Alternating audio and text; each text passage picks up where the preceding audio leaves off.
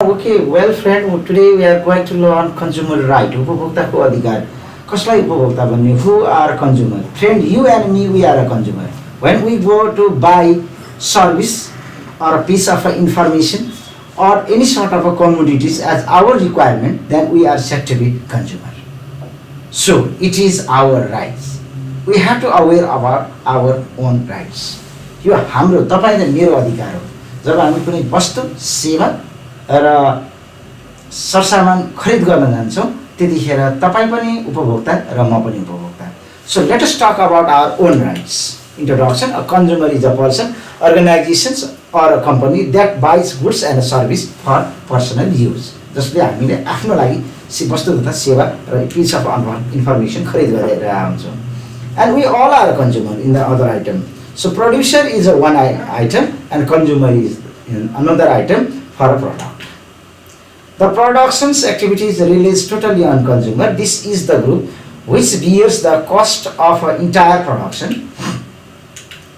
So consumer rights, if we see, it is therefore the important that the consumer is protected from unfair business practice. हामी ठगिनुबाट जोगिनुपर्छ.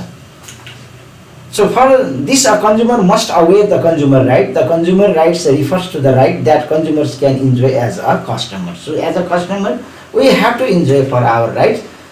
Let us see, it includes the right to safety, to be informed, to choose and to provide feedbacks to the manufacturers regarding the goods and services he uses.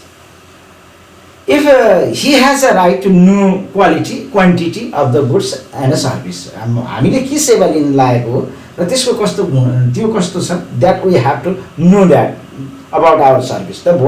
He or his voice should not be unheard, but because of the selfish interest on profit making only, the needs of the interest of the consumer is ignored. So only profit motive market has minimized the voice of a customer. So customer should be heard. Consumer Protection Act 2054, it discusses about the consumer rights in Nepal. The Consumer Protection Act 2054 enforced the 1st Vaisakh 2055 has mentioned the following guidelines regarding to the consumer right. 2054 सालको उपभोक्ता ऐनले जसलाई 1 वैशाख 2052 मा declaration गरियो, यसले केही consumer राइट्सहरूलाई यसरी बताउँदछ. So whatever we see the consumer rights regarding first to be safe from goods and service which are harmful to one's life. जीवन मरणको दोसानमा पर्ने किसिमका कुनै पनि गुड्स र सर्भिस हुनु भएन, यो सेफ हुनु पर्यो. To be informed about the price, यसको प्राइस कति पर्छ, क्वालिटी कस्तो छ, quantity, what sort of quantity, 200 gram or 100 gram, 50 gram, that should be told. Purity, so this formation of a goods and a service should be told. To make a choice of a goods and a service, competitive marketing price should be there. Monopoly marketing should not be there. एउटै मात्रै producer हुनु हुँदैन. There should be multiple producer regarding that. So the market must be the competitive market. To be assured about the legal action against the wrongdoers. र यदि कुनै पनि माथिको कुरा भनिएको अनुसारले ठगिएको छ भने, if the person is being cheated, then there should be the legal action regarding to that. To file a case and to get a compensation against the illegal trade practice. This is the most valuable consumer right. So I have made this as a bold, big one. To file कुनै पनि अदालतमा case दायर गरेर आफ्नो क्षतिपूर्ति कानुनी तरिकाले प्राप्त गर्न पाउनु कन्ज्युमरको मुख्य राइट छ. So and to get the consumer right education, र कन्ज्युमरलाई राइट एजुकेसन दिनुपर्छ. Fair and lovely means facial cream, okay. Colgate means dental cream. So the consumer must get right education. अब तपाईँ फेयर एन्ड लभली लिएर दाँत मोल्न थाल्नुभयो र Colgate लिएर चाहिँ बनाउन थाल्नुभयो भने त it is a wrong education. So consumer must be provide right education, okay. त्यो के चिज कसरी लगाउनुपर्छ, युज गर्नुपर्छ, त्यो एजुकेसन पनि कन्ज्युमरले पाउनुपर्छ. Things should be mentioned in a products. के कुरा त्यसमा सामानमा अंकित हुनुपर्छ भने नेम, अघि मैले भने address, registration number of a product. Colgate हो भने Colgate is the name, address, Unilever Nepal, it is the address. Registration number, there contain the registration number 0455, whatever there is a number, that is, okay. Now, ingredients and the manufactured goods quality and weight. कति ग्रामको छ अनि के ले बनेको छ, herbal हो भने herbal, non herbal हो भने non herbal, whatever. So their weight must be mentioned there. The standard, if any obtained form, there must be, it should be the standard ISI for चिन्ह प्राप्त, that is the standard logo. The way of using a goods and possible in government, कसरी use गर्ने भन्ने कुरा पनि अंकित भएको हुनुपर्छ राज्यको तर्फबाट. प्राइस, कति price, what is the price of that, batch number is what, production and expire date कहिले, in which date it is been produced and when it will be expired, that should be mentioned. Warranty period, test mark and other required information in electronic and electric goods. यदि यो electronics र electric good हो भने यसको warranty period हुनुपर्छ. Test mark, त्यो चाहिँ ठिक छ, okay, it is okay and tested, that mark should be there. And फेरि तपाईँलाई बिग्रेपछि दियो भने के गर्नुहुन्छ हो. And other required information should be there. And protection and safety measures in inflammable and flexible goods and commodities. पटक्कै कुरो गरौँ होइन, मट्टितेलको कुरो गरौँ, safety measures should be there and protection should be there होइन. Tanker there is a return highly inflammable, okay, this information is there. Legal protections of consumer rights, if we see the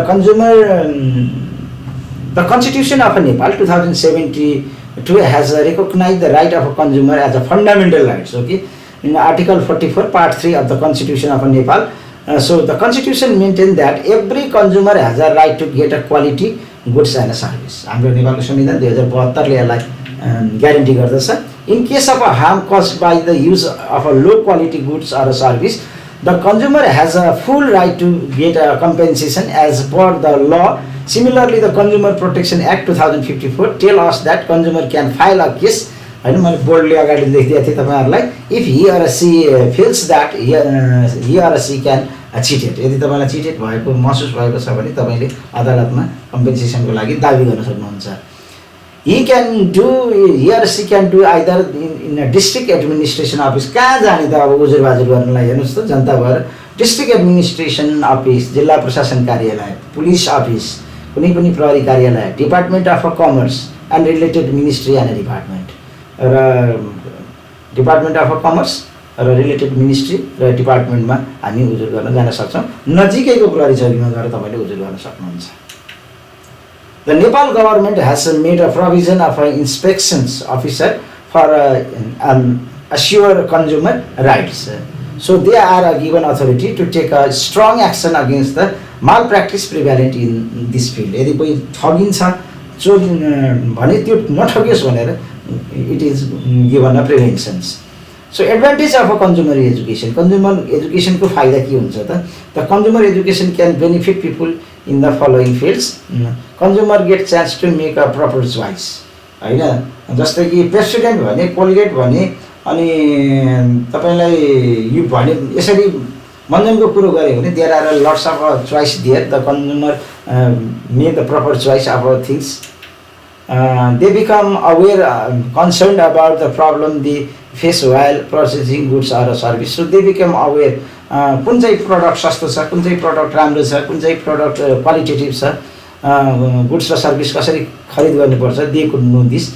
It makes the people inform about the market, and consumer will learn about the quality of a goods. कुन चाहिँ qualitative हो, the consumer find it.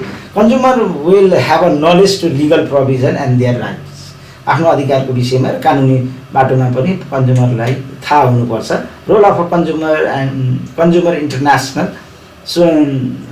So whatever we see, the consumer often cheated during the purchase. हामी केही कुरा किन्न जान्छौँ र हामी ठगिन्छौँ, कहिलेकाहीँ ठगिनु स्वाभाविक पनि भइदिन्छ.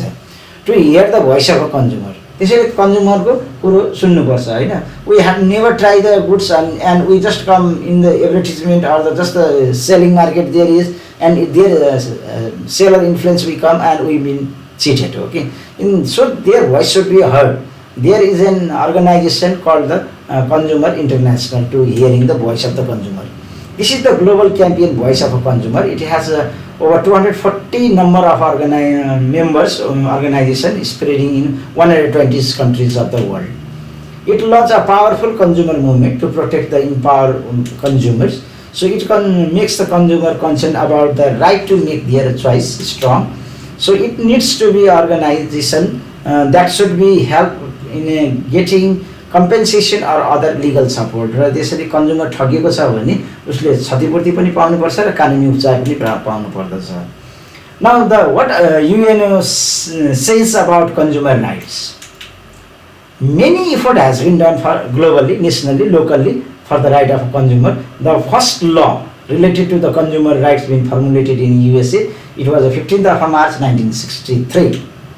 This is the reason of observing International Consumer Day in the 15th March every day. So every 15th March is known as a Consumer Day because the first Consumer Act has been declared.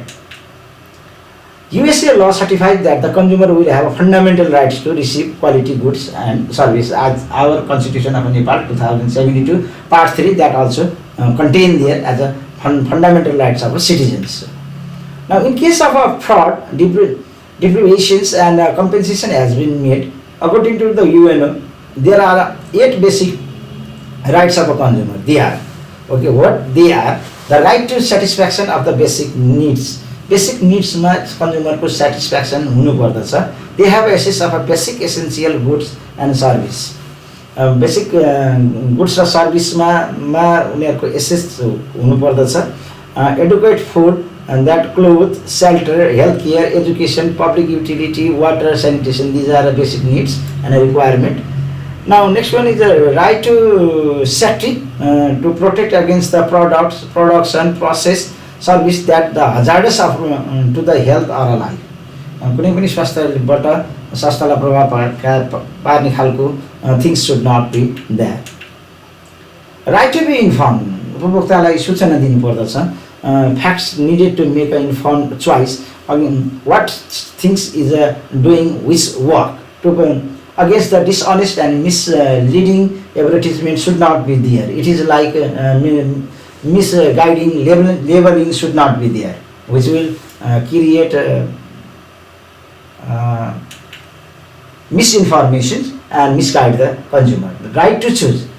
Always the consumer or customer must have a right to choose the things and competitive marketing price and satisfactory label. The right to be heard. Consumer voice should be heard. That should not be neglected. The policy of a government should support consumer development of a products and a service should be effective. We see the right to redress, to receive fair settlement on a just calm, including compensation and misrepresentation, shoddy goods and unsatisfactory service. The consumer should be redressed. The right to be consumer education, and consumer should get the knowledge and skill regarding to information regarding to their choice of a goods and a service which they are using. While aware of a basic consumer rights, responsibility should be know how to act today. And the right to be healthy environment, to live as well as work in a healthy environment is their rights. So they should not be threatening regarding to health and present generation also, future generation also. Consumer Act 2054 and the Consumer Rights. So the Consumer Protection Act 2054 enforced on 1st of August 2055 has mentioned the following rights guidelines for the requiring of consumers.